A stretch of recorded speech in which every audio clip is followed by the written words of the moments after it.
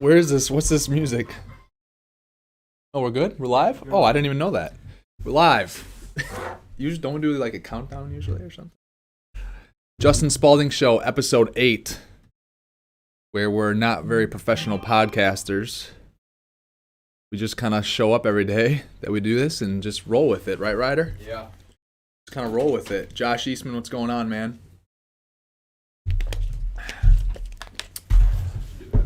What do we got today? January? No, we're February. February what? 12th. February 12th, 2021. We're in Janesville, Wisconsin right now, where it's like -4. Actually, what is it today? 4? 5? 2 degrees? Last night was cold. Yeah. It was said like 7, so it was like the warmest it's been here in a while, but it was like it was a very cold 7 degrees. I don't know if this was like it was like damp in the air and a little bit of the wind wasn't even actually blowing that much, but I was just like I was freezing. I was even in the house freezing. Just one of those cold days. So if you're new to the show, thank you guys so much for joining. If you've been here and joining us for the first 7, because this is the 8th episode already. So if you've been here for the first 7 episodes, thank you so much. If you haven't, if you guys are watching on Instagram Live right now, please go and subscribe to the YouTube channel. Is that what's showing right now? Yeah. Okay.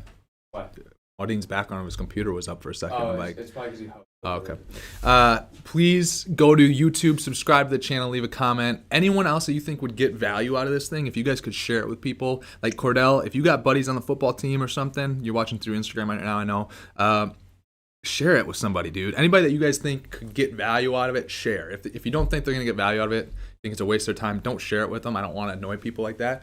But maybe share with them anyways, just one time, just see what happens. So anyway, we are rocking and rolling. If you don't know who I am, Justin Spaulding from Milton, Wisconsin. Originally from Milton, Wisconsin. We're in Janesville today. I live in Stoughton, Wisconsin, which is right outside of Madison. We're doing real estate around here. We have a painting business. We have about 700 apartments that we own / manage with our about 65 investors. We got about $22 million of investor capital under management that we went out, leveraged. We've got about 100, just right around $100 million worth of apartments and real estate owned and managed. And then alongside that, last year I wrote a book. And when COVID started, 2 weeks after COVID started and the world shut down, I decided to start a painting company. Yeah, that's what we're doing here. So we got Maudine with us, who's, what do we call you? What's your role right now with this? Podcast manager. Maudine, our part-time podcast manager right now. And then we got Ryder with us, who started as a content creator, but he's kind of evolved into a sales rep in our painting team. And Prime Painters is our painting company, so he's a sales rep there now, crushing it. We've had some estimates come through lately.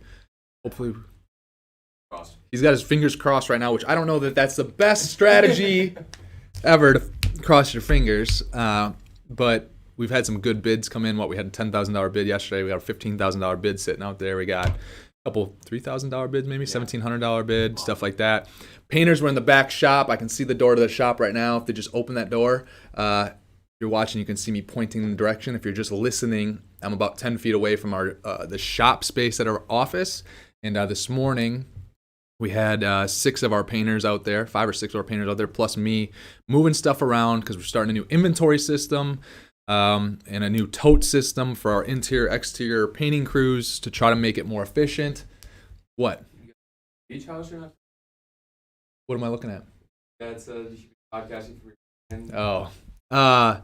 So we're trying to be more efficient back here with the shop space. So we kind of blew it up. We moved stuff around. We've got shelving in place to do inventory for consumable items. We've got totes for our non-consumables, just equipment, everything. And hopefully we spend less time in transition while we're ending a job and starting a new job because of the totes and how we're packaging equipment and stuff like that now and having inventory. Hopefully the only times that we're running to the Sherwin-Williams paint store, shout out Sherwin-Williams because they're an awesome partner. We've got some really good pricing with them and some rebates and all this stuff going on starting for 2021. But hopefully the only time our guys are going to the paint store is to get paint, stain, primer. That's pretty much it. I don't want our guys going to the freaking paint store 20 times a day. I'm always looking at the paint receipts. I get an email at 4 in the morning of like what we got the day before. I'm like, how many damn spray tips do we have to buy around here for our sprayers? So I know there's so much waste. How many paintbrushes are we going through? I'm like, we need what are we like prima donnas, and we need like 6 paintbrushes per week per painter. I'm like, there's just so much waste going on. So we're coming up with solutions for that, because I know we're just inefficient kind of, and I know people, I feel like, waste a little bit too much time on being efficient or working on being more efficient. But I know that we can be, even if we can be like 10 or 20% more efficient between jobs with time, knocking out some time to not have to go to the paint stores often, and saving time by our guys not having to go pick up caulk and rags and sandpaper at the store. Sherwin-Williams is going to come and drop that stuff off to us once our minimum inventories are hit. So it's going to hopefully help us a lot. So we're getting all that stuff organized this morning. So I did a little bit of sweeping. I did a little bit of moving. I crushed some boxes, or whatever you want to call it, broke down some boxes. Sometimes you got to get your hands dirty. Ryder knows that. I do that stuff around here every now and then. I'll chip in and do whatever has to be done. But then obviously you got to be aware of your time as well. And if, your time is more valuable, which actually, Ryder, you and I talked this about. Yeah. Ryder's working on getting a property that we talked about on the show before, 7 units. His inspection was the other day. Did it go good? Yeah. Okay. Need some like crowd noise, like in the show. But Ryder and I were talking about this because he's like, should I just go down there and like shovel? I'm like, dude, you have a shot at making $100,000 a year as a sales rep with a painting company. No, you should not take 4 hours to go shovel the snow at you, because you can pay someone else $10 or $20 or whatever to go do that. I think our painters are out of here. They just gave me the wave, so I'll give them the wave back.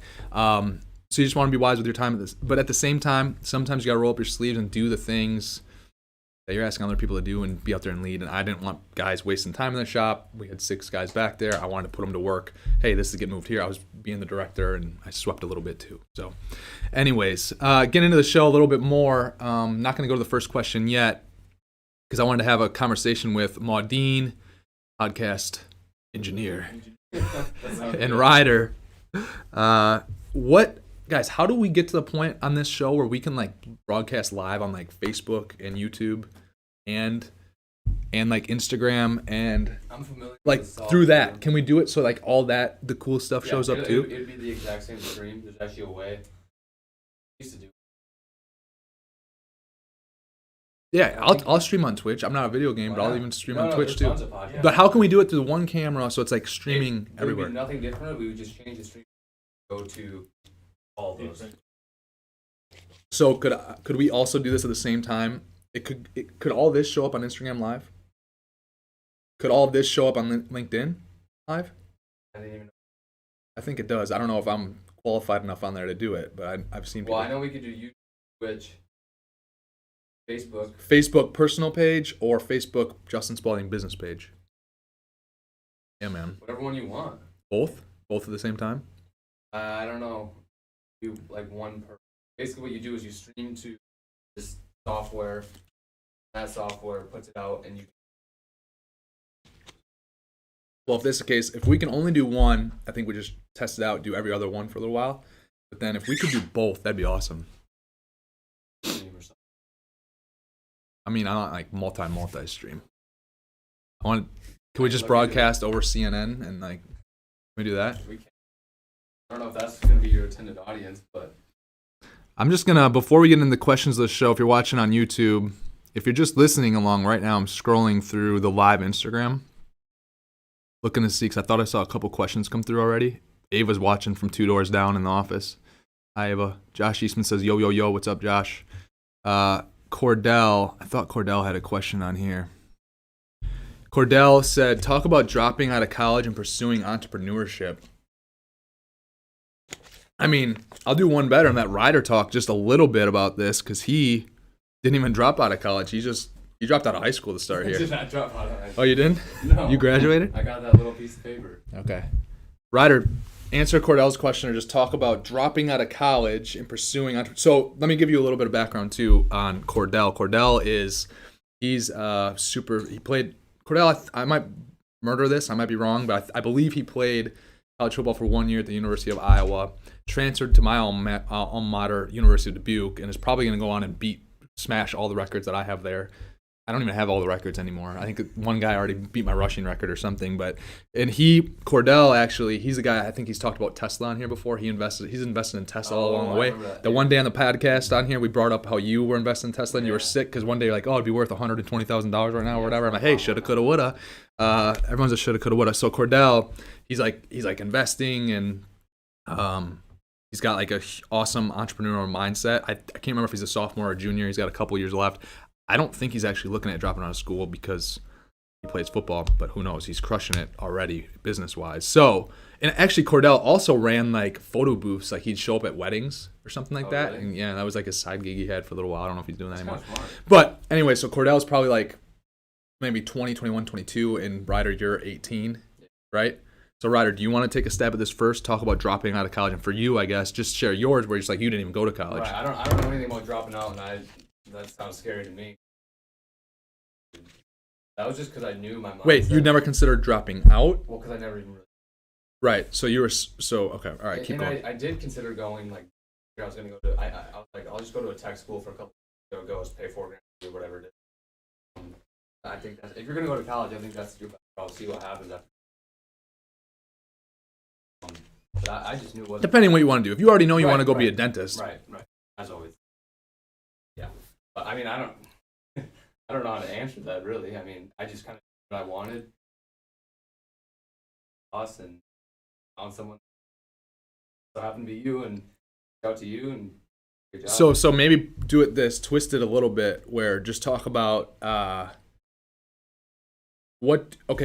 tell them what's kind of going on right now in your life, not going to school, and what you think maybe if you were going to school, what it would be like, and what the difference would be. If I was going to school, I'd probably be trying to like start business on the side. I'd probably be pissed off. I'd probably be like giving the school $20,000 a year.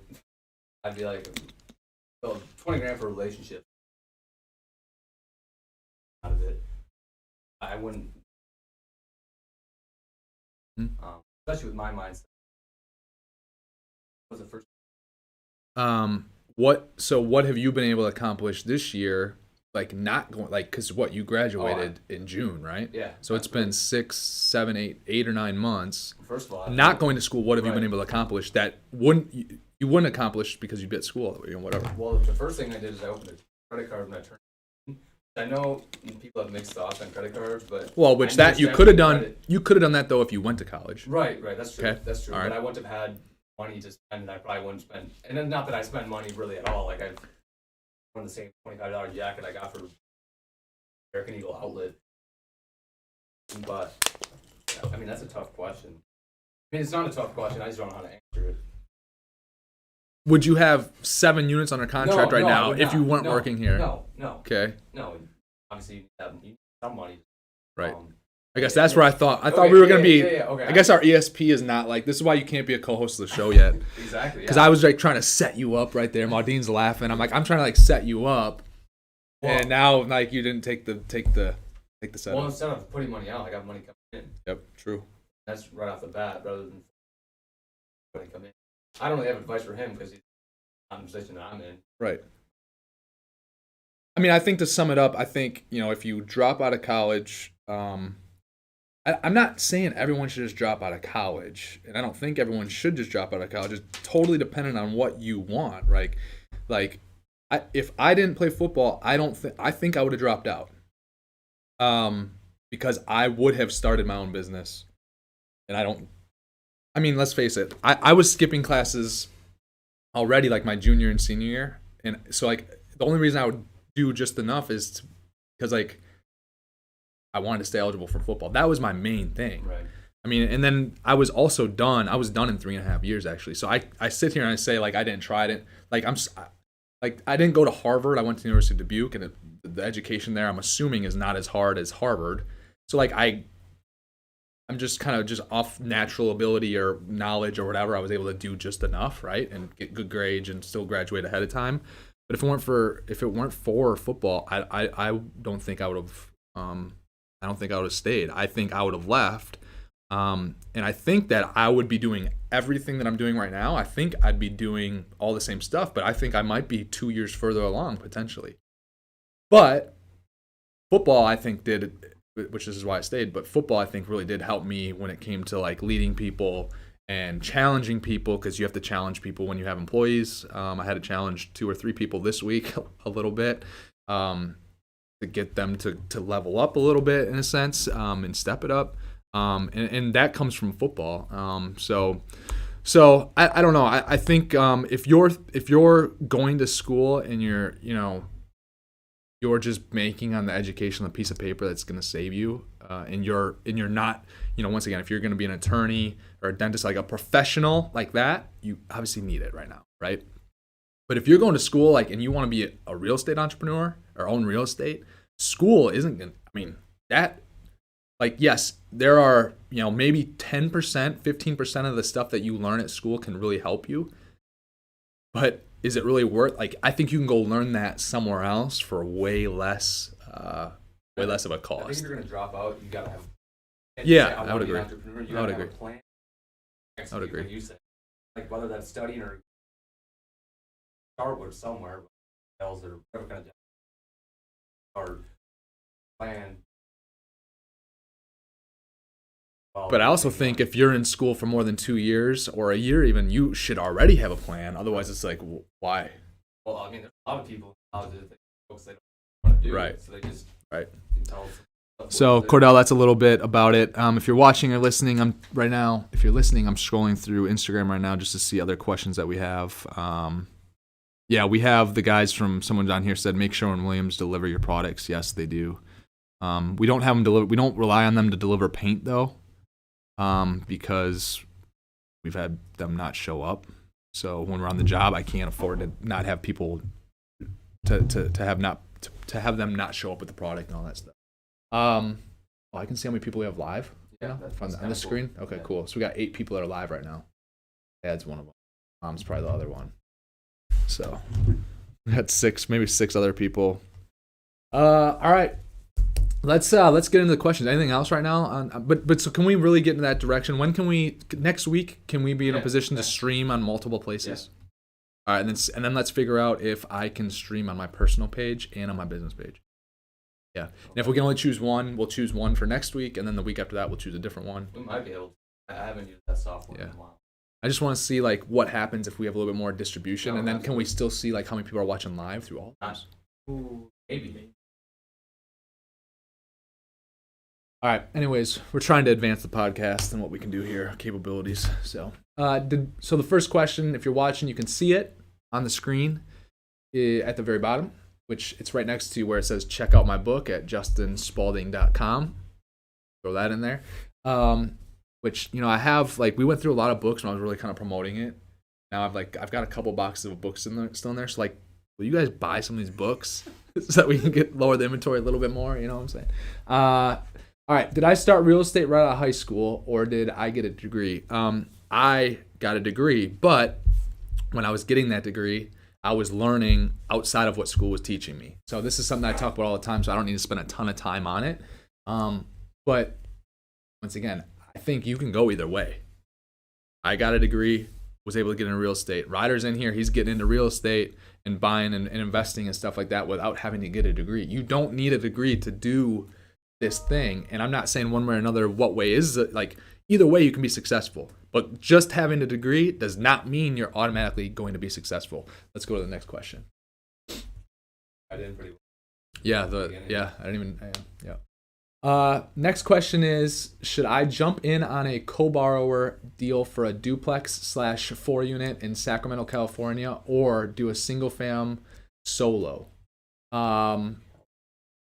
California, California's a tough spot anyways. I wouldn't be investing any money in California, but if you got to get your foot in the door in California, more doors is better. So if I were you, I would, and I don't know if you have any experience at all or not, if I were you, the only way I would do the single family is if it's a fixer-upper that you can just get right now for $150,000 and flip for $175,000 6 months later, or $210,000 6 months later, and not 6 months, 3 months, 4 months, and make $60,000 and not use it as much of an investment, but just use it as a way to make more money to then go out and get more doors, right? So if you're looking at actual investment, I'm not looking to don't get a single family home and plan to sit on that for 10 years. Now, if you're going to get a single family home to flip, realize that you could have to sit on it for 10 years because maybe no one will want to buy it. And are you going to be okay with that? But don't go in with the mindset and the goal of holding on to a single family home for 10 years as an investment.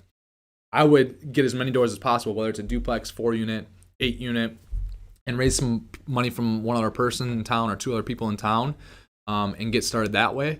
And if you're really good, you can probably negotiate some benefits for you based on performance. So if they get X return and it hits their minimum return, you get more of the splits after that of the profits. That's what we've done here. We pay a 6% preferred return to all of our investors. Everything above that's a split. And then there's another tier where even more of the split comes back to us, our general partnership, which is where I'm at. And we've been able to benefit really well out of that. Our investors have been able to benefit really well out of that. So the more doors, the better. But at the same time, even if it's a duplex, 4-unit, 8-unit, 16-unit, those smaller, I would still consider that a smaller deal. And what I would try to do is I would try to actually get in and out of those deals as fast as possible, if it's possible. But once again, I still buy with a mindset of I'm going to have to hold on to this forever. So don't think you're just going to get in, get out quick because the market could turn. You might have to hold on to it longer. But your goal should be get in, get out within 6 months, 12 months, 18 months, 36 months. Find a property you can add value to and then add that value.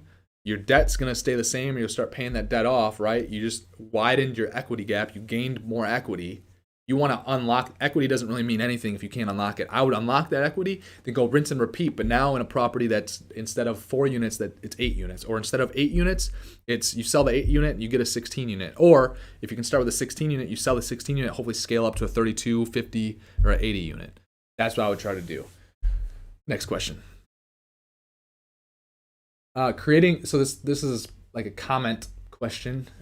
Creating a deals pipeline with brokers when just getting started, specifically for triple net leases. So I think the question is, how do you create a deals pipeline with brokers when just getting started? I mean, when you're just getting started, when I was just starting, no broker cared about me. And I know right now the only broker that cares about riders is mom. Right? Family's always going to care about you. And the seller.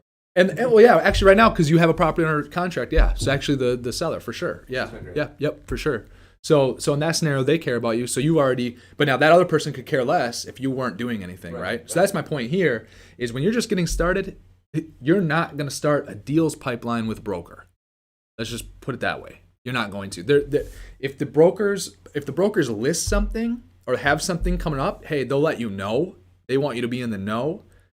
But they're not just going to, if they have a pocket deal, which what I mean by that is if they got a pocket deal is if a seller comes to them and says, hey, I want to sell this building, but I don't, which this happens, I want to sell this building, but I don't want it to be openly marketed. I just want it to be whispered. I don't want a lot of people finding out. I don't want my tenants to find out. I don't want my staff to find out, whatever. They'll go to a broker that they might have a relationship with, or the broker's successful or has a name or whatever. They'll say that. They'll say, hey, I just want to whisper this deal around. Do you know of anyone? If you're just getting started, you have a 0.05% chance to be on that list of who the broker is going to call with this whisper, quote unquote, whisper deal. But the thing is, once you start having success, and you've performed, then you're going to start to hear about these whisper pocket, they call them pocket deals, right? So Springdale Apartments that we bought in Waukesha in November 2019 is 199 units. That was a whisper deal. Ironically, 6 months prior to that, we closed with that broker on a property that was not a pocket deal. It was widely marketed. Everyone knew about it. We closed on it, built a relationship with a broker, show them we could close. Obviously, they're not making money unless we do close. They don't want to make themselves look bad and bring a potential questionable buyer that they don't know can perform right to the table. So like we performed. They knew we could perform. So this broker, 6 months later, gets a deal that's a pocket deal. He's just whispering around. You know, the seller comes and said, hey, I don't want to rock the boat too much here. I just want you to whisper, like, you have any guys that might be interested in buying this? So he brought it to like 3 people. I was one of the 3 people. I jumped on it right away. We had an $18 million, $20 million project locked up before the entire world, the rest of the world saw it. We closed for $93,000 a unit, and we're 2 years ahead now. There's similar properties that are selling for $140,000 a unit. Our property would not get $140,000 a unit yet because we're still in the middle. But would it get 115, 120? Probably. right? So that's the power of. But now going back to this question, you're not gonna necessarily be working alongside a broker, in my opinion, when you're just getting started. Most people won't. Especially for the triple net lease stuff. I mean, because there's 1031 buyers and the brokers. There's so many buyers for this stuff right now. A broker, for them, once again, you'll find the 1 out of 500 brokers or 1 out of 100 brokers that will want to help you, just because I think a lot of people want to help people. But don't think you're going to just be tied with this broker all the time and you're going to create this property list. So if I'm understanding the question correctly, my way of answering this would be you got to go create a deals pipeline. You can't wait for a broker. And even when you get to the point where you have connections with a ton of brokers, you're still like yeah, you can reach out to them and ask them, hey, are there any pocket deals you got right now? Anything you're finding on the market, whatever, and that's great. But you need to have your own list. You can't have it be to the broker. And I hope this question isn't from the standpoint of I want the broker to do all the work here, right? Because I also get the vibe of this question coming from that angle too, is hopefully they can just take care of it. No one's going to do that. You gotta put it on your shoulders. You got to go out and do it in order to be successful. Otherwise, your odds of being successful are rare. So you should go out. I don't know the person that asked this question. I don't know where they're at with experience and all that stuff. But you should go out and find properties that have a triple net that are listed on the market that are triple net. Go out and look at them. That's where you got to start. Go out and get the numbers on them. That's where you got to start. And then from there you can just drive around your area, find buildings that look like they could be triple net lease buildings, which that's where the tenant is responsible for paying the real estate tax, the insurance, and the maintenance of the property. And they're just basically the owner collects the rent and they pay the mortgage, and that's all they got to do. That's what triple net lease is, which you see specifically for NNN. Anytime you see NNN, it means triple net. But triple net, just drive areas that you already know and look at buildings. I mean, you can. If you know what triple net is with this question, you should be able to drive the streets and have an idea of what buildings are possible triple net leases. Now write those addresses down if they appeal to you, right? If those buildings appeal to you, write the addresses down. You can then later go find out who owns them, and you can start doing some of that legwork by yourself. You don't need a broker or anyone holding your hand to go do this thing. That's my advice. That makes sense, or am I just blowing wind? No, that makes sense. Maudine, you getting in the groove? That makes sense? Other than clicking the wrong question. What, he clicked the wrong question? Well, he skipped ahead one. It's all right. He's a podcast engineer. He can do what he wants now. Yeah, I guess so. Three more? Cool. Let's see if we have any more that came through on Instagram quick. I don't see any more that came through. A couple more comments, but not much that came through. All right. Next question. Can you give some insight on student loans and how it affects your debt to income ratio? I guess I can just start by saying I still have $3,500 of student loans. People are like, why don't you just pay that off, dude? I'm like, well, right now I'm just got my fingers crossed that Joe Biden's going to cancel it, right? I'm going to take advantage of that. Why not? I mean, I've already paid off. I think I had I can't remember my exact amount. I have to go back to look, but I think it was $40,000 to $60,000 maybe a student loan debt. 7 or 8 or 9. Yeah, something like that. And people are like, why don't you refinance it? I'm like, I don't know. It's just not a priority. I pay the minimums, which right now there are no minimums because everything's frozen. So I'm like, well, I'll just sit on it then, forever. I mean, if people want to play the game, I'm going to play the game too. Why would I not just take advantage of it? I don't know. So my first initial comments on student loans are, if you have them, my recommendation is just pay the minimum on what you owe. Unless you're going to buy clothes or some stupid crap. If your minimum is $300 a month, pay the minimum. Don't go buy flashy things. And if you were going to plan on prepaying $600 a month, so maybe you say, hey, instead of, in my opinion, if you can be disciplined and save money to then later invest, do this. Pay the minimum of $300. If you were planning on paying an extra $600 a month to make it a total of $900, don't, and take that extra $600, don't do it, and take that $600 extra dollars a month and put it in a savings account every month.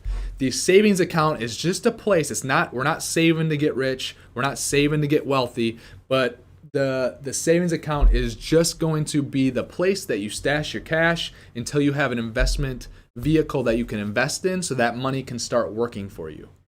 So once again, I go back to, and I'm always going to argue people, like buying a house is the worst thing that you can do if that's your first move for sure. A house to live in that you're not going to flip, that there's no business plan. The next worst thing is just being able to accelerate debt payoff. Now I get it. Some people it gives them peace of mind, and so I get there's certain scenarios where I could be wrong, and you don't have to take my advice. This is what worked for me, I guess. That's what I'm trying to get at. This is what I know has worked. So if I would have bought a house, or if I would have accelerated and just wrote a check for 40 grand, 50 grand, 60 grand when I had the money a handful of years ago, if I did that first, I wouldn't have been able to get started in the 4 unit. In the 4 unit, we ended up buying, the 4 unit is what then allowed me to buy the 4 unit next door to that one, which then allowed me to sell those first 8 units off for $610,000 that we bought for $300,000, which then allowed me to go out and buy a 10 unit for $585,000 that we now have listed on the market for $1.3 million. And it took, when I sold the 8 units, I didn't just invest in the 10 unit deal. I also went and invested in this building. If you're watching on Instagram, you can see behind me, this building right here, that's 47 units. YouTube can kind of see it too. That's 47 units. So my money would have gone to the debt payoff. I would have been playing defense versus playing offense. And I'm going to play offense every single time. I started a painting company because I'm going to play offense. I'm not going to go play defense and sit in my COVID shelter and die and wait to die. I shouldn't say that, but and sit there in my COVID shelter and wait for my businesses to die. I'm going to go play offense. I'm going to start a new line. I'm going to start a painting company. You guys are laughing at. I'm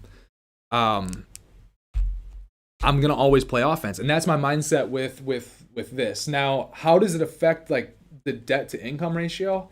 I mean, the more debt you have, like the less favorable it is for you, the more debt that's costing you money, right? So more credit card debt that's not paying you, debt on a house that isn't paying you is not good debt. Like no banker, if you're going to get a commercial loan and you have a house and you have that liability, that's going to hurt you trying to get started in your business. Unless you have home equity line of credit that you can build up, use in that. If you just bought a house, the odds of you going to get a business loan or whatever, nil. Because you don't have that much equity built up in there. The bank truly, they'll tell you it's an asset. But the bank truly doesn't look at that as an asset if they're going to lend you money. They do look at the debt that we have on the apartment buildings as more of an asset because it's cash flowing, right? So what is the student loan debt? What does that do to your debt to income ratio? It puts it in a more unfavorable position for you. But if you don't accelerate it, you can save money to start playing offense. And then by playing offense, now do you not only have an asset, you have an asset that's paying you every month, hopefully, or you start a business or whatever. And now having that debt to income ratio is less relevant because you have the cash flow coming in anyways, right? And you're playing offense. So you want to play offense, you don't want to play defense. I don't know if that answered this question correctly. Or where they necessarily really wanted me to go. But, obviously any debt that's not paying you, that's a true liability, not going to be in your favor in any scenario, right? How long after your first 4 unit did you get the second one? Like 9 months. 9 months. Were you able to get that because of the renovation?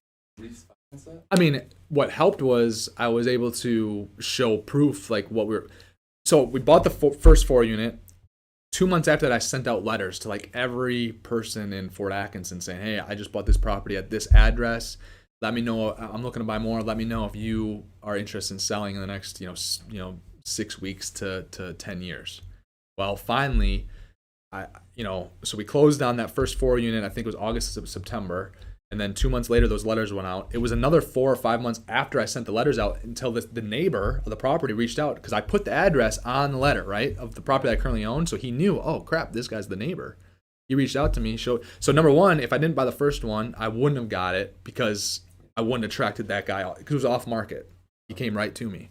Then number two, I was able to show the lenders that, hey, here's our business plan. And this is what we've done over here. We're going to do the same thing right here. It's the same. I mean, it was the same thing. It's the same build. I think when they were constructed, the same person built them. And then over time, sold one to one person, sold one to the other. So it wasn't the same party. It had a shared driveway and everything. You use the same. Yep. Use the same lender. We only had to put 5% down because we had some seller financing. So yeah, I mean, if it weren't for the first deal, I wouldn't have got the second one. What was your question initially? I don't even remember. That was just how Yeah. So how 9 months to a year, something like that. 9-10 months, I think.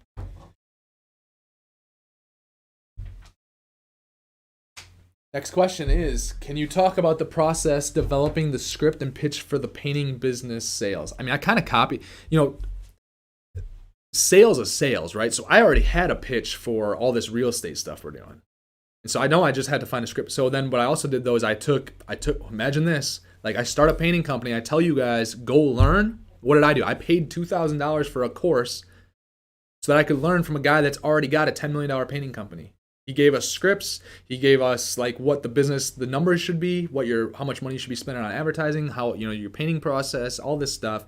We don't use 100% of it. When I first started, I did, because I didn't necessarily know like the actual ins and out of painting. And I wanted to learn from, I could have figured it out, right? I paid the $2,000 to accelerate that learning curve from down to 6 weeks to, 6 months down to like literally 2 weeks, and we were up and running. Yeah. So I'm always talking to you guys about learning, right? I'm still doing that. Like, you got to invest in yourself. $2,000. What people are like, should I invest in the stock market? Dude, invest that in yourself so you learn and can grow your skills, because those skills ultimately is what's going to pay you, right? So the process was, in a way, I copied a little bit, right? And now we've got our own little nuances, and we're finding ways, in my opinion, that are better to do certain things. Yet we still completely suck at certain things. You want to talk about the sales pitch a little bit? What are you saying right now? Yeah. It's needs based, right? So it's all needs based. If we go knocking door to door, which we actually did a little bit before Ryder was doing that, and the main thing there would be, you go find it, they don't have to have wood siding. They can have, a lot of people will have aluminum or stucco or whatever type of siding that might not need to be painted right now, but they will have wood trim or wood soffit or whatever around the doors and windows and garage doors. And if you see some flaking paint, go up. That's all you gotta do. Knock on the door. Hey, ma'am, did you realize that you had some flaking paint over here? We should probably get that taken care of before it starts rotting. You actually flick a little bit of paint off. It says that, yeah. And so it's just like needs based. That's all. It's a need, right? Because if they don't fix that, you got to make them realize it's a need. If they don't fix that, it's going to be a bigger issue. Trust me, we got a lot of real estate right now. If we don't take care of issues, I've seen, because the buildings we buy are in crappy condition, stuff can go to crap over 8, 10, 12 years, and that's relatively really quick because people are in houses so long, it seems like, and everything. If you don't take care of it, now you just got a bigger issue. Why not just stay ahead of it? Ryder, like when we're bidding stuff for paint, the prep work is what actually is. That's the prep work is what takes so long, which is where the bill is at. It's not really the paint. It's not really the actual painting. That's usually it's all. A lot of the prep work is 50 to 90% of it. It's 90% of it when it's stuff that they've let go for way too long. So it's all needs based, and it's just just like any sales. It doesn't matter if it's painting or whatever. It's just starting the conversation and having the conversation. And if it's leasing apartments, it's how many touches can you have with those leads that you have, and in how small of a window, right? So now this is just changing direction a little bit, but this is what I had to get after one of our employees earlier this week and have a semi-serious conversation with them where I got a little excited. And I was like, dude, you got to be calling these leads when they come through. You got to be calling them right away. You have 30 leads right now. That's what I had to say to him. I'm like, you have 30 leads right now that you haven't even reached out to. How are they going to buy? How are they going to rent from us? How are we going to make a sale on an apartment when we don't even contact them? Right. So and now I had the conversation. Look, before we started growing this company, I've done everything in this company. So I know how long it takes. I know like what process to do. So you can't say that you don't have time to do it, because I know I've been there. I've done it. So I said, look, you need to, our sales process there, like when I was renting apartments like crazy, 8 years ago, and storage units and all that stuff, when we would get a lead come through, I would text them, email them, and call them immediately. All of them, every single way, so that they can reply to me how they want. Because when we call people, typically we're leaving a voicemail these days anyways. Not a lot of people. 20% of the people are going to pick up the phone when you call them, maybe. That sounds good, yeah. Ryder knows. Ryder's laughing. So yeah, Home Advisor is a scam. So then that's what I'm doing right out of the gate, and then I'm following up. If that's in the morning, I'm following up later that afternoon, and comes to find out, this is all my fault because, and our leadership team's fault, because he was contacting the person 3 times over like a week period, and then turning that lead and clicking it as inactive. I'm like, dude, they're never inactive ever. Like, renting's a little bit different because yes, people will find an apartment whether they're looking over 3 months, 6 months, whatever. But 3 contacts, like 80%, 90%, I don't know what the real stat is, whatever. But between 5 to 12 contacts you need to have with people before they. So then, in that first goal with so in apartments and leasing apartments, it's to set the showing. Well, in painting, the first goal is to set the appointment, which is the estimate, to be able to show up to the estimate. So you might have to reach out to a lead 5, 6, 7, 8, 9, 10, 11, 12 times before you can set up the estimate. And now, Ryder, you know this. Now it's a new game, getting them a $2,000, $5,000, $15,000, $25,000 estimate. Now you know it's a new game, and that count starts over because now you got to follow up sometimes another 3, 4, 5, 6, 7, 8, 9, 10, 11, 12, 13. I mean, we have leads that we got in the painting side that we got when we first started doing retail jobs in May. We still have them in a database. We're going to keep that email and that phone number because we're going to keep reaching out. Because if they don't need painting right now, they're going to need painting in the future, or they're going to know someone that needs painting. Why would we ever get rid of something in a database and make it inactive? I never would. Same thing with investors that we have on our list. I freaking send mass emails out to people that have previously said that they'd be interested in investing with us. I never take anyone off the list unless they say, hey, please remove him from the list. Then I'll remove them from the main list. I'll put them on the second list and won't include them in every email, but once a year type of thing. I mean, I borderline restraining order, right? But that's sales though. That's the follow-up, and that's how you're gonna have success is it's not just the initial pitch. It's needs based, and then it's the follow-up.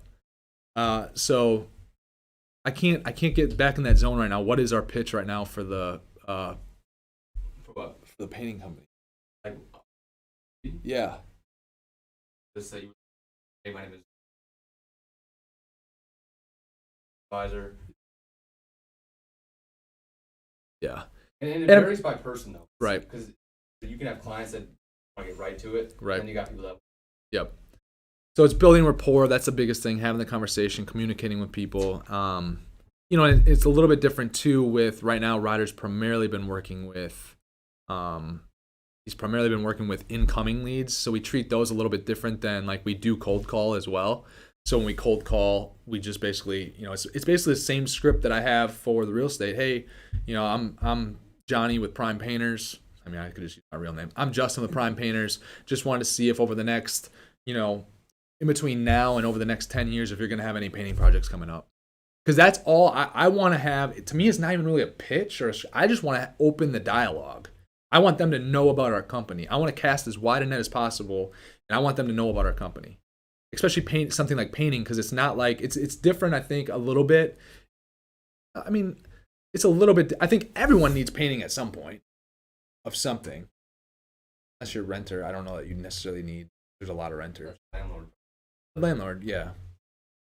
But I mean, that's the biggest thing is just being able to open it, and that's what's always worked for me is whatever the service is.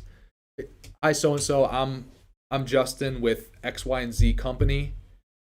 Just wanted to see if over, between now and the next 10 years, you're going to need X, Y, and Z service, what we offer, basically. And people, most of the time when you're calling people, they're like, oh, yeah. And then you start the conversation, right? And then it's then it's starting to qualify. Okay, what do you, what do you got? And then you let them talk again. It's interior, exterior, whatever it might be, right? So, and then it's, asking for referrals, which we need to get better at doing, asking for reviews, which we need to get better at doing, which really, as I think about it more, I used to have the project manager, but that should really be a sales rep person following up kind of after to kind of close that. Because the salesperson always wants to, and right now I'm talking to Ryder, and this is a training moment about Prime Painters. The project manager previously, I was like, you should be the one getting the reviews. You're the one wrapping up the project. But really, like that project manager and our painting crew, they'll wrap up the project. It should really then be the sales rep that sold that to call them back to get the review and get referrals. Because now it's like, you calling as a sales rep at the very end, hey, how'd your paint job go, right? You can have that conversation with them. When they get that question, they're like, oh, wow, this guy, like, not just a sales guy, like, he called me because he cares about the product. So you kind of close that loop that you kind of started at the beginning. But then that also is a point where, like, if they say they love the company or had a great experience or whatever, that's where you say, hey, you go to Google, leave us a 5-star review. You go to Home Advisor, leave us a 5-star review. Go to Facebook, leave us whatever, wherever they want to leave us a review, leave a review, get a review. Ask for a 5-star review. Hey, will you leave us a 5-star review on Google? Here's the link. Right? And then it's like, hey, do you have any referrals? But now you also, though, just like you had another touch right there, right? So we're talking about these touches in the sales process, and you had another touch right there to just keep you or keep the company in mind when it comes to the future painting jobs, right? So, and then it's like the thing that we did the other day where we sent out, an email to all of our previous leads, hey, we already have a stacked April coming up with exterior jobs. We have a few windows available for any of you that want interior as we wrap up our interior season. And it had 2 or 3 or 4, 5 people. I had actually quite a few people. I guess. Yeah. And then for like recent. Yep. So it's those touches, and so many people, like you work so hard to get people's like email address or phone number or whatever. Like, why would you just write someone off? Like, keep that thing forever. There's value. There's value to extract. To have success, you need to have a transaction, right? So you can't have that transaction with someone if you just write them off and lose their contact information. Because now they're not on top of your mind, and you're definitely not at the top of their mind, right? But all those touches, right? And this is true. Once again, this is not just painting. Like, I'm not just talking about a freaking pitch. Like, this is just the sales process. And this sales process is way more valuable than any pitch. Like a pitch, you can refine and retweak as you kind of go. But you just start with, like what I said before. Hi, I'm Justin with Prime Painters calling. Wanted to see if between now and the next 5 years you have any painting needs, interior, exterior, all. I just shut up and listen. And then, like, some people hang up. Some people say no. And if they hang up, by the way, I'm not removing them from my list. If they say, please remove me from my list, I'll remove them from the list. But what they don't know is I'd move them to a different list.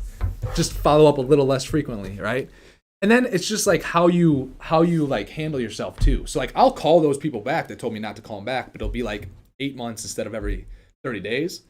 And when it's 8 months from now, I kind of like make a joke. Hey, I'm persistent. I'm sorry, man. It's a pain in the butt, isn't it? Like, and they'll laugh. Like, you get them to laugh. It's just a conversation thing. I mean, when I was sitting down with our one property manager, when I had to get after him a little bit, I can't remember. Oh, he was shocked that I did. He's like, I don't want to be that pesky salesperson. I'm like, you know what? Sometimes you're just gonna straight up be labeled that. Who cares? Move them. If they ask you to take them off the list, take them off the list and put them on the next list. Right? You took them off the list. They didn't say you couldn't put them on. They just said, hey, take me off the list. I'll take you off the list, man. I'll put you on another list, and we'll follow up with you in 8 months. Right? But what I told him, I'm like, dude, it's just a conversation. I'm like, we got a guy that paid a $25 application fee to get an application in for an apartment. We're waiting on his proof of income right now. Why would you not follow? It's a service. It should be that guy. You should present it in a way where the guy's like, oh, thanks. I didn't want to just waste my $25. Here's like, make the call. It doesn't have to be. It's not a confrontation. It's a conversation. That's it. I mean, and Ryder, I think you, like we talk about all the time, I think you have a lot of the skills that I have, because a lot of it's just building rapport with people, right. And just you're not like scared to promote the business and like tell them, and it's, a lot of it's just listening to people too. Right. Yeah. I mean, you ask 3-4 questions and you just listen to the answer, and now you're just rocking and rolling. Then you got to anchor the pricing, and we have a certain process with if you're dealing with and selling with products that are potentially a little bit higher end items. Like some of our paint jobs are $10,000, $15,000. You got to anchor that, and we're never the cheapest. There's someone out there that if he's just a Joe Blow guy that's going to go paint by himself and not be professional and whatever, maybe show up whenever he wants and doesn't have the sales team, doesn't have an accounting team, doesn't have not a legit business, Stuff that we're doing for $10,000, someone can probably go find someone that might be able to do the job good for $4,000, maybe. They might run into some issues too that won't be fixed. Anytime we have an issue, I'm like, hey, how can we fix this? And sometimes it's just a pain in the butt, and you can't. Sometimes you just can't please people at all, which is just whatever. I remember a couple years ago, I should actually start using this story.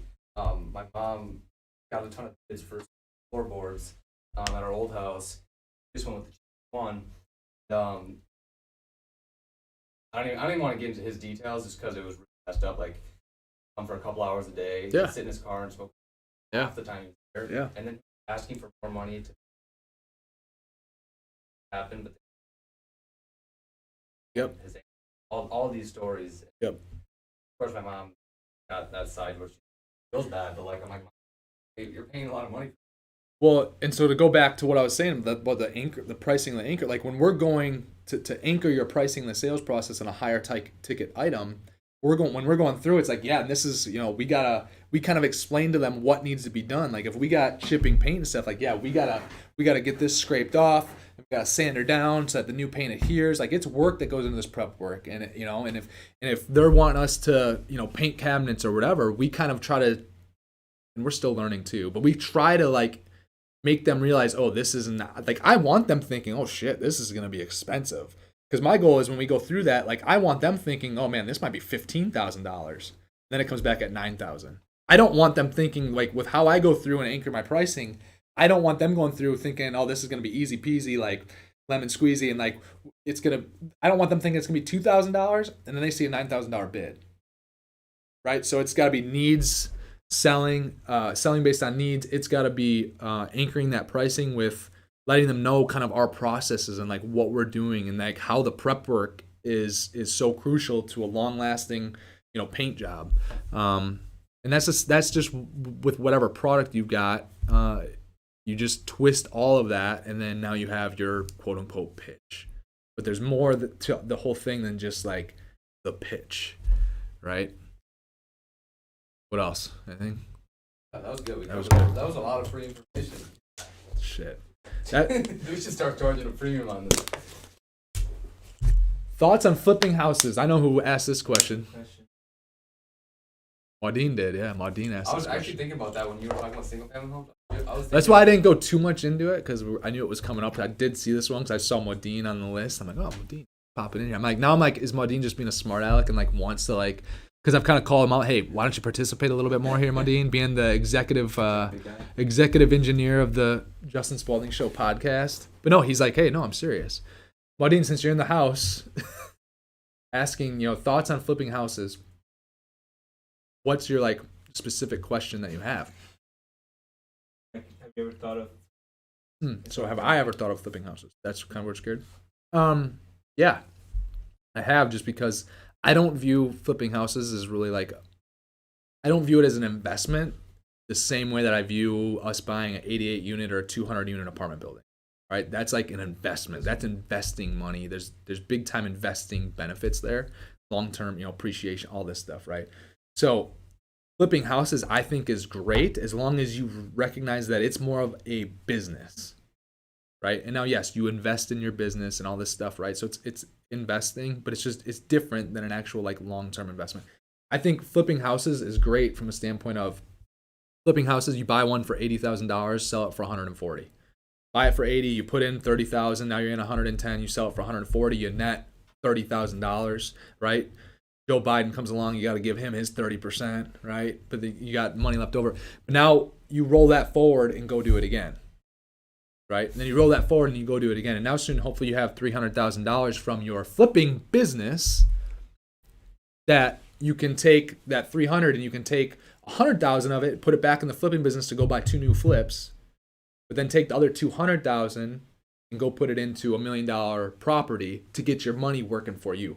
The flipping of the houses, your money's really not working for you unless you get to a standpoint of you've got a big enough infrastructure with what we're starting to have at Prime Painters where you're not the go-to person. When you get your money working for you, you shouldn't have to be doing every single activity. Ryder knows that in the painting company, I probably put an hour to 2 hours, maybe a week into the painting company because I have other people. My money's working for me right now. I got other employees, right? My money comes in, pay the employees, and we grow that way, right? Question. Yeah. You want to flip a house, say you buy it for 5, sell it for 1. If you were to sell that and not 1031, then you got to pay capital gains, correct? I don't know if you can 1031 an actual flip. Because I'm not in the flipping business. I've heard you can't. I'm like, how can you not? How can you not? But won't it be the same thing? Right. I don't know. So ask your question again. Yeah. What's your question? Say Well, it I'm again. saying do $35,000 profit on buy for 95, put 5,000, sell for 1, $30,000 capital. Well. So here's the thing. When you buy and sell something, they view that more as inventory. That's actually gonna be taxed at more of at a higher rate than normal capital gains. Long-term capital gains. So this is what I mean with our apartment buildings. We're not buying apartment buildings necessarily looking to sell in the same year. We could hold on to those for 4, 6, 10, 30, 40 years. Once you've held on to something for more than a year, then if you sell it, now you're at long-term capital gains, which is much lower tax rate than short-term capital gains. So short-term capital gains, I don't know all the ins and outs and everything. Dan Romnick said, I think you have to own the building for a year to 1031. Yeah, I think you have to. I think so too. But there's rule breakers because when we bought the storage units, the second property that we bought, we only had that for 10 months and we were able to 1031 that whole thing forward. But I think the mindset of our accounting team there was giving us advice.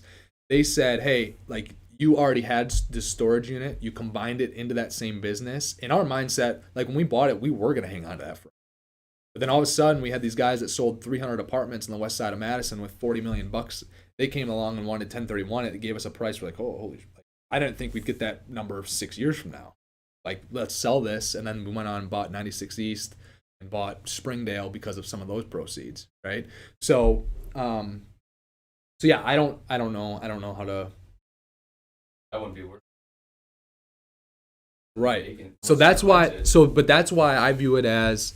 That's why I said you're gonna have to give Joe Biden and Uncle Sam theirs, right? Because and that's why I don't view flipping houses as an actual investment necessarily, the same as I do a 200-unit apartment building. What about like a 4-plex? Yeah, I 1031. Under a year. Well, if it's just one, I don't think so. Now, if you had one and had the one right next door, and kind of like the same scenario we did with our storage units, I'm sure there's a way that you can legally do that.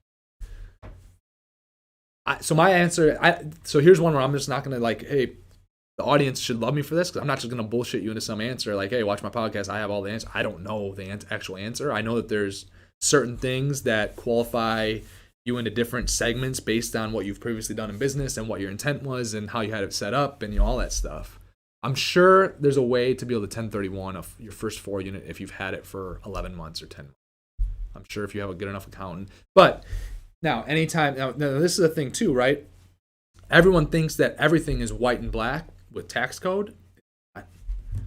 So like there's certain things out there where it's like, hey, we're going to be a little bit more aggressive here and we're going to take more deduction knowing that they could audit us or something. And this is every business. I think there's a lot of gray area. And so anytime you get audited, that's where you could have penalties or, that would have interest or whatever, basically paying the tax back with interest, right? Now, with some of the things that go on, like there's nothing that we're doing that's like, oh, you're completely just negligent and not paying. That's not what's going on. But there's certain, I think this is one of those kind of gray areas where I'm like, and I think that's what it was with the storage units, but it was close enough and our account's like, no, it's fine because our true intent was to hold on to it forever, and we already had the other storage units, and we were able to mix it all in and go forward. But what other thoughts, Medina? What else are you looking for in flipping houses? Anything else? I think it's a great way to like. That's the way I think. This is why real estate. Like I am not. I've talked about this before on the show. I don't have a superhuman talent like Elon Musk. I can work really hard. And like work really, really freaking hard and like put in hours and like work through tired and when my eyes are bloodshot and whatever and like work through bumps in the road just because I'm like my courage and my work ethic and all that stuff. I think some of that stuff's off the charts. But like I think that's a great thing about real estate. If you have a work ethic, a desire, and if you have courage, that's why real estate is the most common way for people to become millionaires. Because anyone can do it. Now, that being said, too, anyone can do it doesn't mean that they're going to be successful for the short term or the long term. right? No matter how hard they work. Because you also do have to have smarts based on once you get more experience and all that stuff. But that's why I think there's so many different ways to win in real estate. So many different types of properties you can buy. There's short-term holds, long-term holds. There's so much flexibility with debt and structuring that. There's so many other willing investors to get into it. It's a hard asset, meaning it's not just like I have no problem going to get debt for real estate. So if we're going to go buy a $50 million deal this year, I have zero problem getting $40 million of debt put on that. Zero. If it's cash flowing and all that stuff.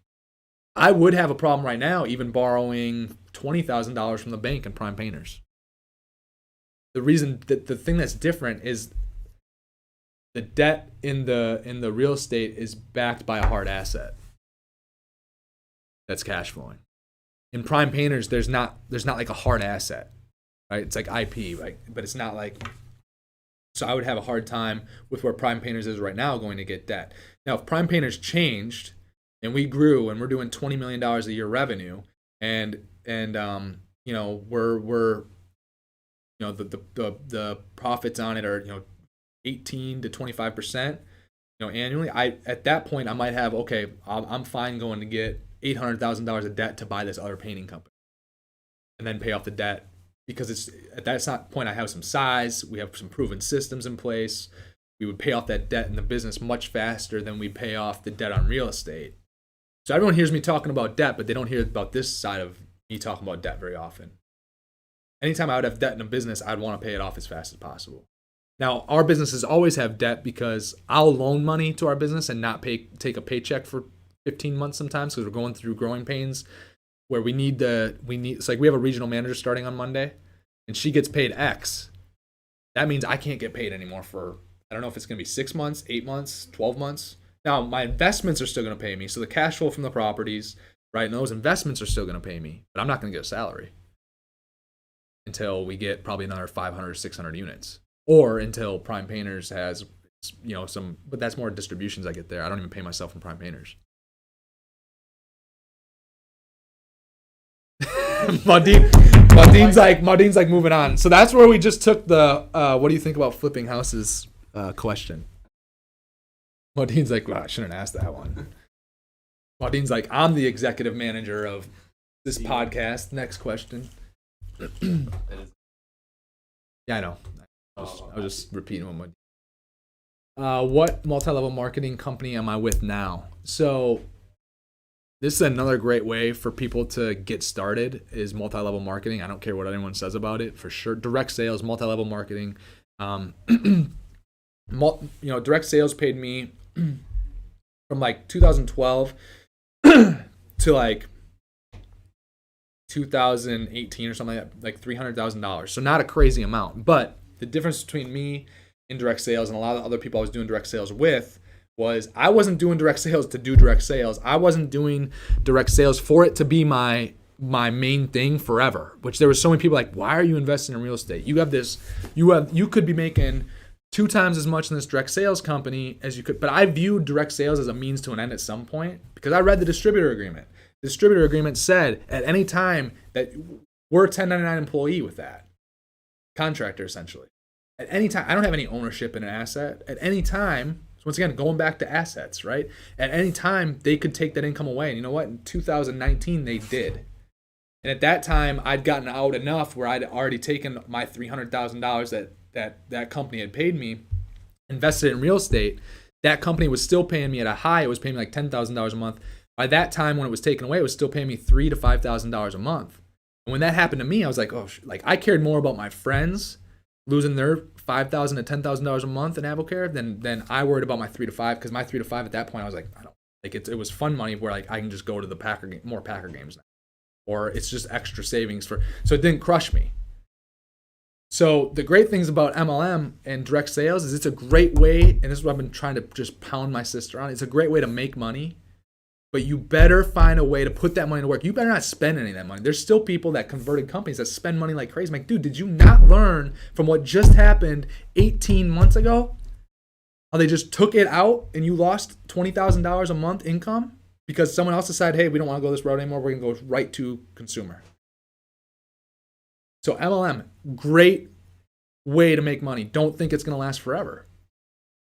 It'd be great if it does. I'm not saying your income stream in MLM won't, but you better be smart with the earnings that you build there and get that money working for you somewhere else. So I took all the earnings other than what I paid for cash. It all went into real estate, and it's what got me started in all this. And now I've multiplied that $300,000 over and over and over again. While some people took the $300,000, $600,000, $6 million, and a lot of them wasted it. So what MLM company am I with now? Those are just some thoughts on MLM. I think they're great. I think they're awesome. It's an opportunity, right? The reason that I loved MLM and direct sales was that in 10 hours a week, put towards that, or 20 or 40, I could determine, like someone could start on the side, put 5 hours a week in while they still work their full job and have the full income stream coming in there. They can start multi-level marketing for 5 hours a week. And over a year, it can start paying them $5,000, $6,000, $10,000, $18,000 a month. It's a lot of hard work. It's not easy. While they still have their full-time job income coming in, but now they can just invest all that MLM money and put themselves on a completely different level than everyone else. And I don't know. I get so frustrated when people are like, they don't want to put that money to work, and they just think you own nothing. You don't own the asset. You do not make the decisions. That company that we were with that ended, that stopped the direct sales model, they always said, you own your own business here. And I'm like, no, bullshit. I don't own my own business. It's just like you, Ryder. You build a book of business here. You do something wrong that I hate. I'm like, dude, you're done at Prime Painters, right? You built a big book. That's similar to what we are with multi-level marketing. So I'm with Modere now, Modere. It's a long-winded way to get to your answer. I feel like it's always. Like that. Better. Yeah, I like. So I like it. It's. I feel like it's less like sweet and less sugary. I know like Abocare didn't have sugar products, but it still. I don't know. Yeah, it had like. I know what you're talking about. Yeah. I drink it every morning. Yeah, no, and there's still some Abocare products that I use, rehydrate every now and then still, because I just really like that product and I like the taste of it. But like the Modere stuff, I like everything there. And I mean, my sister. So when this whole thing with the other company came, my sister called me and everyone said, hey, this thing's shutting down, and I'm like, oh, okay. So right away, my sister got involved with Modere. I immediately got involved with her. Got a couple other people on my team rocking and rolling there, and I mean, Modere still pays me. Modere pays me good money now. I've been in it like two years. I do like zero with it. I don't do much with it. Is it kind of like it's the same thing as Abocare. It's the same thing as Prime Painters is a pyramid scheme. You go out and you get a $10,000 job, you get 5%. Right. Where's the other? Well, we have 35% going to the painters. We got 15%, 20% going to Sherwin-Williams. We've got 20%, maybe 10 to 20% going as profit to the company. Where are people gonna, like, a true Ponzi scheme? No, it's not a true Ponzi scheme or pyramid scheme. So like a pyramid or Ponzi scheme is when there's dollars being traded and no value. Dollars are moving and people are getting a product, right? So real estate's a pyramid scheme. It looks like a pyramid, but so does every other company where you have a CEO, vice presidents, employees, whatever, right? So yes, it's direct sales, multi-level marketing. It's sales based. There's a pyramid to it. You sign up people, but it's no different than any real estate brokerage firm. Any big company, they can sign up other agents under themselves. They get a cut of what those agents are selling. Right. It's leadership. Like, your team's gonna suck if you suck. If you're making money, it's because you can sell. You can help other people sell. You can get other people product results. So multi-level marketing, if anyone out there is listening or watching and wants to find a way to make more money, let me know. I can get you on my team in multi-level marketing with Modere, health and wellness products. I will not be the person helping you. Let me take that back though. If you start to do this thing, my sister will be my sister's like a boss there, like, I don't know, $10,000 or $20,000 a month in Modere. She'll help you regularly get rocking. You'll be on my team. Now, if you're like around for 3 months, 6 months in Modere, like my sister lets me know who's crushing it and stuff. Like, yes, for sure, I will gladly, more than likely, I'd be openly for like free to have conversations with you to help you be more successful, because it's benefiting me, it's benefiting my family, right? Like, I'm getting compensated not directly from you, but from what you're producing. So anyone that wants to be in a business relationship with me who Ava says even the country is a pyramid scheme. Yeah, It is. which right now is the scariest because Joe. Um,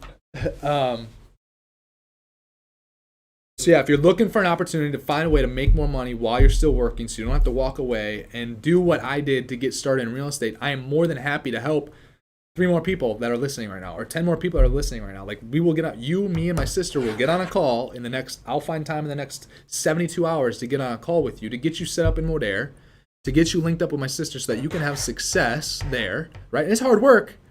Like don't think it's just like overnight. Like people are gonna tell you no, people are gonna laugh.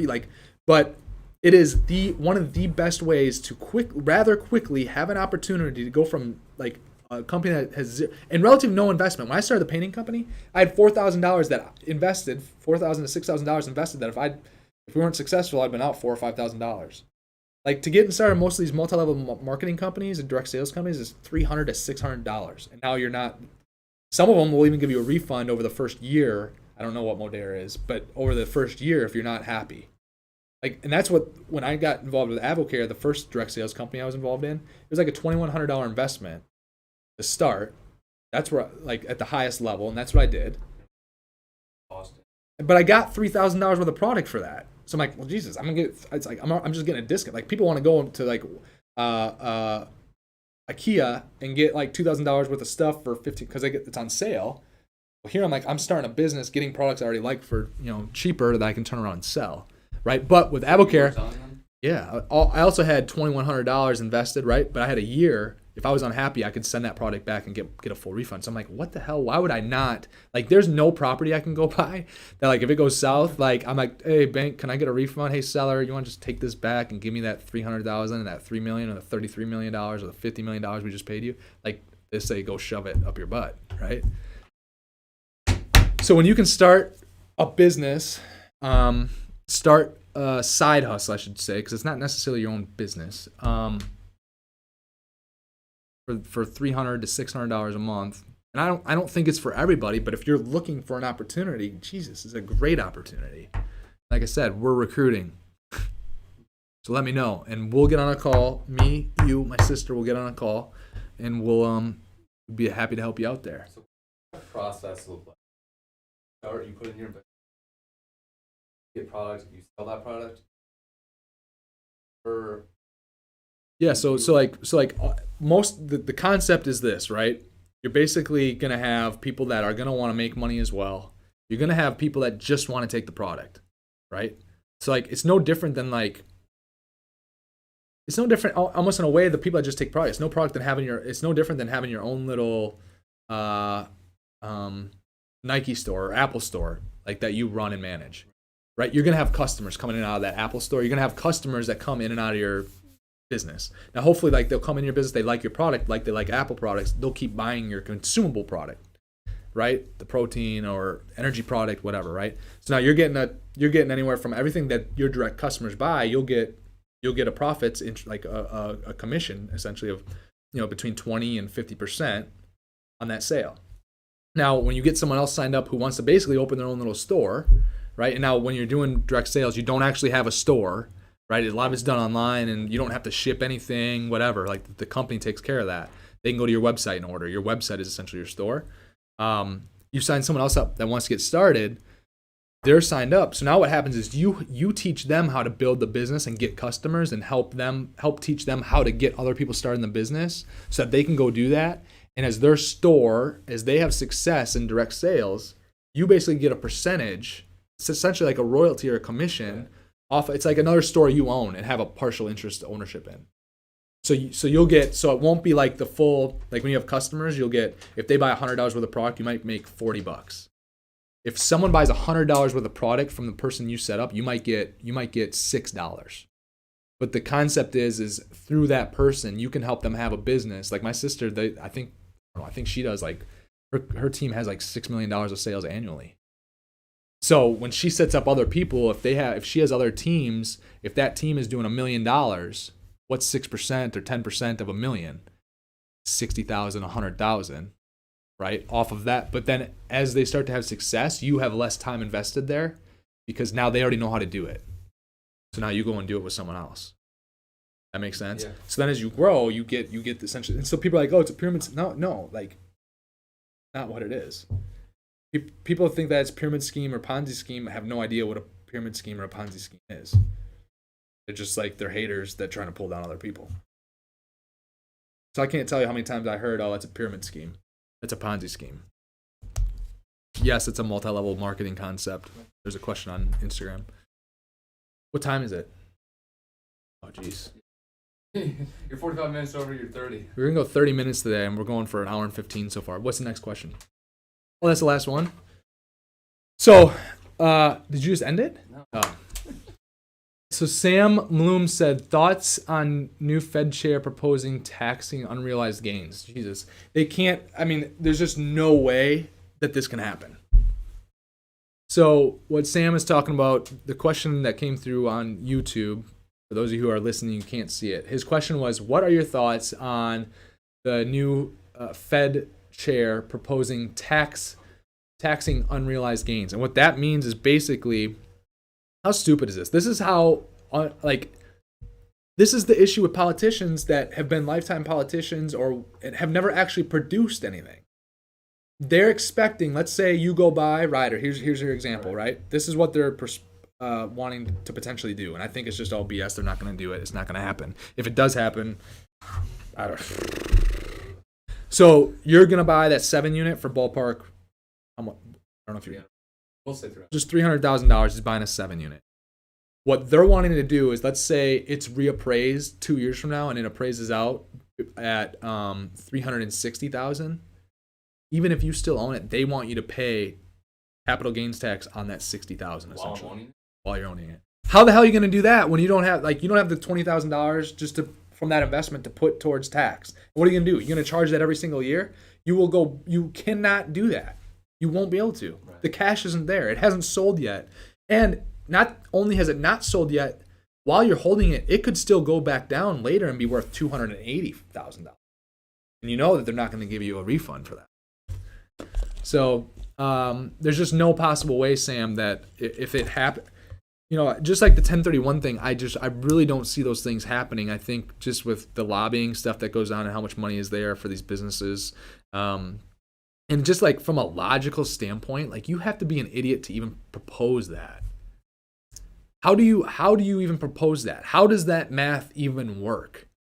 Most people that have these assets, like, yeah, they might have, if you have a $20 million property, if that goes up to $26 million and they want us to pay capital gains tax on the $6 million, call it, we'd have to pay, 20%?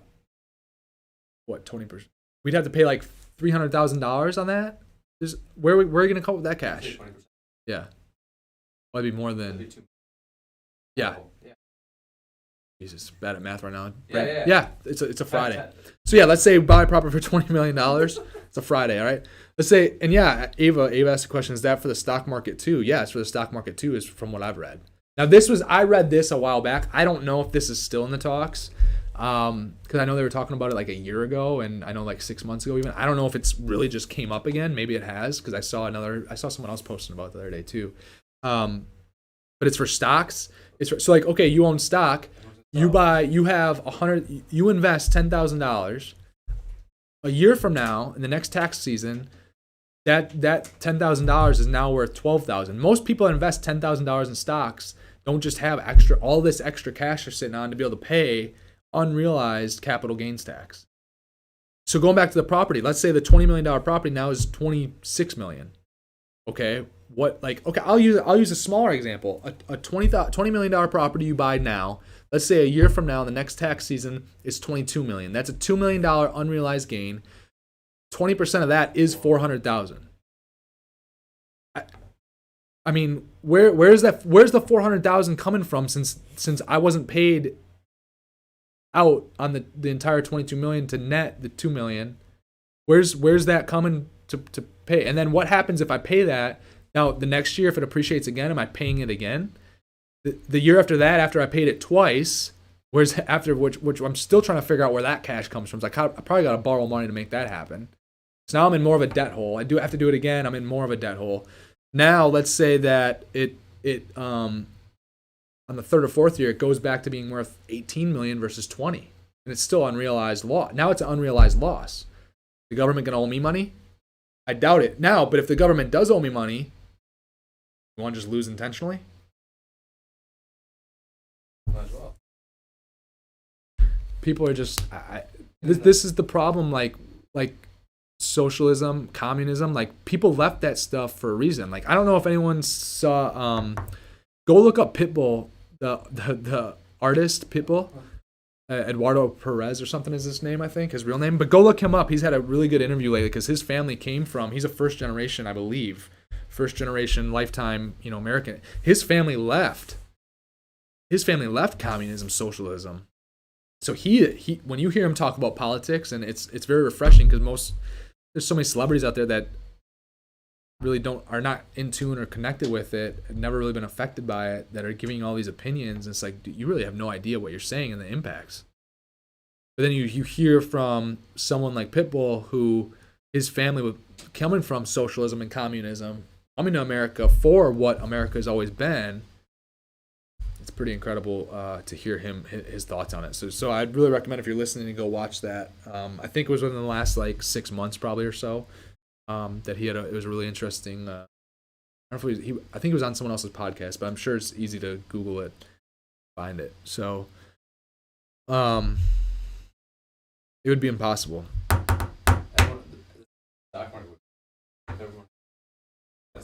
Yeah.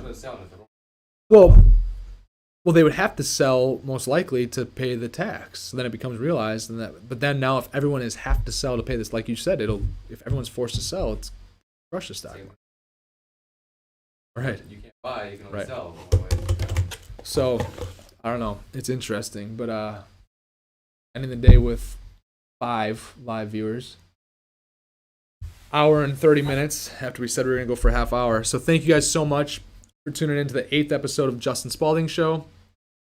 If you do not, if you are currently not subscribed, please subscribe on YouTube. Please go to subscribe YouTube, and we will talk to you guys soon. Share this as well. Like if someone could get something out of this, just say, hey man, check this crazy dude out.